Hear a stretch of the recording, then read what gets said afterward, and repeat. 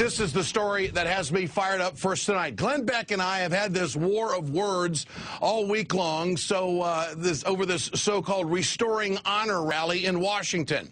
Now, I don't think he restored any honor to this nation with this preachy, phony, self-centered sermon about bringing the country back to God. He managed to convince a reported 100,000 to 300,000 people to show up to listen to his nonsense. But you know what? It took the help of, let's see, a number of billionaire investors to bust people, Sarah Palin to show up, Dick Armey's Freedom Works. Had a lot of help, didn't you, Glenn, to get that big crowd? Well, let me tell you something, folks. I'm tired of the emails, and I'm looking right at you tonight. I'm going to accept the challenge because I know we as a country can get this done and get the real march going. I'm honored to announce tonight that I'm joining forces with labor and the NAACP to march on Washington on October 2nd. Will you join us?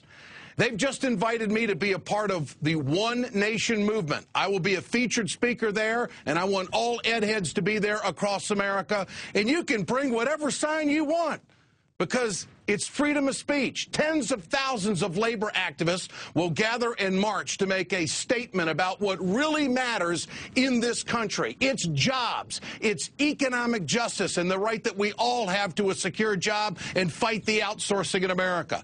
A safe home, and also a quality education. Now, on my website, on Monday, we are going to release a 5-page outline of what this march is going to be all about on October 2nd. One nation, working together, core policy principles, the mission and outline. We will put it on my website, wegoted.com, coming up this Labor Day, appropriately on Labor Day. The march, put it on your calendar, is October 2nd, a Saturday in Washington, D.C. Yeah, we're going to get a real big crowd, Glenn. Maybe you should come over and be with real Americans. Bring Sarah with you if you want, because this is about uniting people. This isn't about dividing people. This is about focusing on what American families need. And I want to guarantee you that this isn't going to be any phony religious revival to shine the spotlight on a multi-million-dollar TV personality. That's not what this is about. Folks, I know in my heart that there are a lot of Americans out there who need their voices heard. And I'm proud to have been invited because I know American workers are under attack on all fronts. As we have heading into this Labor Day weekend, there's going to be a lot of families gathering across the country. They're going to be talking about the tough times. American wage earners have been treated like roadkill by corporate America. Unemployment rose to 9.6% in August. 54,000 more jobs have been lost in our economy. I tell you what, we got to do something. We got a lot of work to do, and I'm going to do everything I possibly can on this show and in the Ed Schultz radio show to motivate Americans, to answer back to those who say no to working Americans, to answer back to those people who say no to access to capital, to answer back to those people who have denied the middle class. I'm calling on all middle classers and all people of all incomes across this country to finally come together, and let's end this divide that's taken place in America. I'll have the outline of the march on my website coming up appropriately, as I said, on Labor Day. Now, here's the advice that I think we need to really look at and examine. It's not the advice of the televangelist who had this to offer. Have trust in the Lord and recognize that Moses and Abraham Lincoln and George Washington, they were men. They were just like you. They just picked up their stick. Do not stand and look to someone else. Look to yourself. Pick up your stick and stand. Got that, America? Just pick up your stick. That'll get a lot of food on the table, won't it? Beck, I don't think Moses is taking applications right now. Beck and his disciples claim that they want to help their fellow man as long as they're not unemployed for too long. Here's what he really thinks about the long-term unemployed, the 99ers. The 99ers. These people, some of which, frankly, I bet you'd be ashamed to call them Americans, they think that 99 weeks on unemployment benefits just aren't enough. Does that bring America together? Is that Christian to take people who have fallen down in this economy and can't recycle back in because there's the concentration of wealth and Wall Street's tight with a dollar and money, access to money is really tight? Is that the attitude you want to take, Americans? That's the great divider. Beck is the great divider. So they're somehow less American because they organized a rally or because they're more desperate than someone who just lost their job? Righties don't get it at all. People need more than instructions to pick up their sticks. They need more than prayer rallies. They need leaders to step up and show some courage and provide a safety net and an opportunity equally in America. Tea Party Senate candidate Sharon Angle, she's a perfect example. She proved that she is absolutely clueless about jobs and the unemployment rate in this country in a radio interview. Here it is. All Shelley Berkeley and Harry Reid want to do is put a Band-Aid on this by extending unemployment, which really doesn't benefit anyone. Sharon, the people you hope to represent are among the most in need.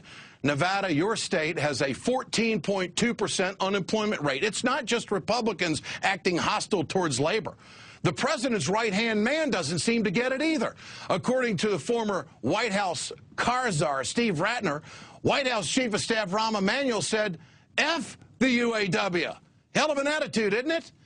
If that is how the White House Chief of Staff feels, I think the guy ought to be out of his job. I don't care what Rahm Emanuel did in 06 or whatever. This is about now, and this is about jobs. Labor has been under attack in this country for the last 30 years. It is my mission to be a part of this, to motivate the audience of this television show and to motivate my radio audience to get on this platform, to be a part of this march on Washington on October 2nd. We are at a crucial time in this country. Do you want to turn the Congress over to people that are going to be consistently working against the working folk of America? They have that record to run on. That's who they are. It's about uniting people. Do we care about people that lose their jobs in this economy? Do we care about outsourcing? Do we care about money that goes to Wall Street and bail out Wall Street? Isn't it time to do something for the American worker?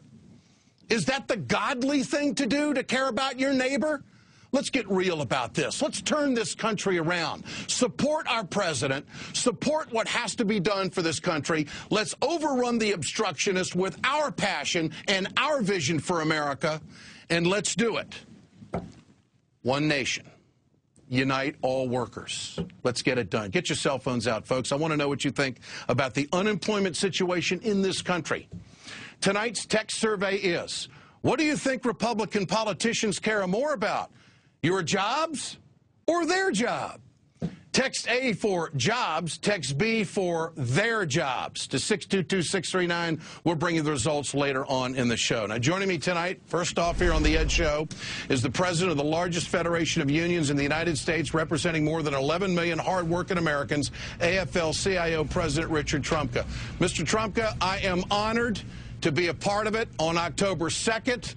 We're going to have a fabulous turnout and show all of America that the middle class, that the hardworking folk of America have a voice and support this president, and we're going to move the obstructionists aside. And actually, we're going to ask him to join us and realize what is really going on in this country. And I appreciate the opportunity to join you. I'm looking forward to it. So thank you. You bet. Thanks for having me on. Let me say happy Labor Day weekend to you and all your listeners, Ed. This is a weekend where we celebrate the contributions that unions and working people made to build this country, to keep it running, and to defend it. What is behind the One Nation March? What do you want to see come out of this? We want to show America what a progressive vision of America can be like. One where we all come together, where we work together to get jobs for everyone who wants them, to get social justice for everybody, and an education for everyone. So we'll be joining together with civil rights groups, environmental groups, human rights groups, and other progressive organizations to show that vision to America about what we can do, not what we can do, how we work together, how we come together. Mr. Trumka, we got some bad job news again today. In the month of August, 54,000 Americans went into the unemployment line. We've spent $500 billion so far, the stimulus package. 36% of the money still has to go out. What do we have to do to turn this around? What do you think?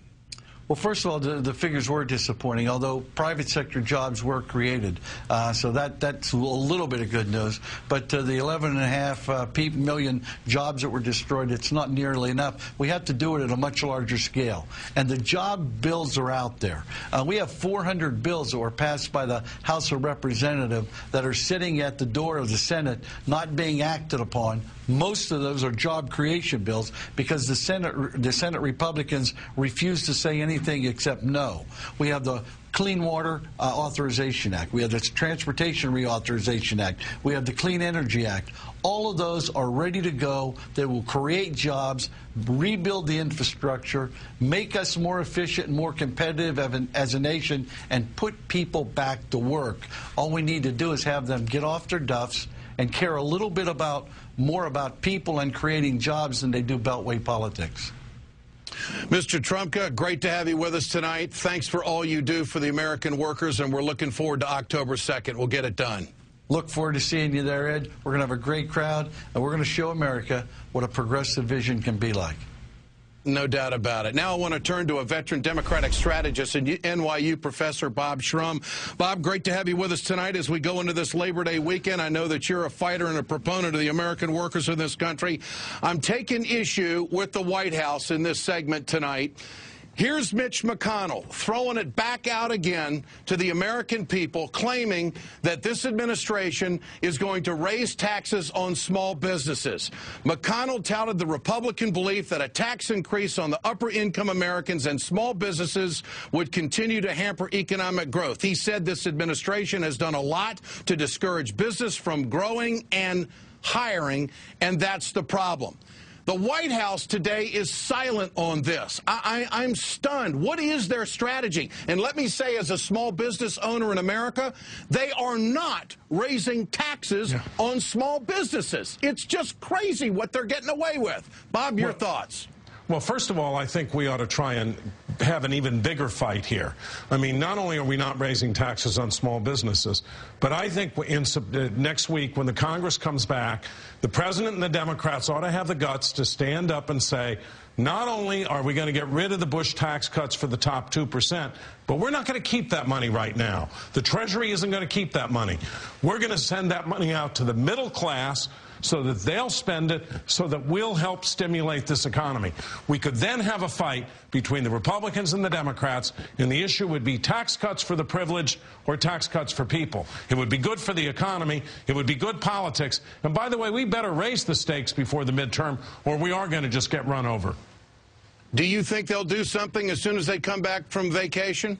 I don't know, because you got a lot of Democrats who are scared now, who are sort of hiding, they're crouching down, and they're saying, well, why don't we just extend all the Bush tax cuts for a year or 2 years, which, by the way, will then take this issue into the 2012 election. We have to understand, and Democrats have to understand, the party of no is also the party of recession. They caused the recession.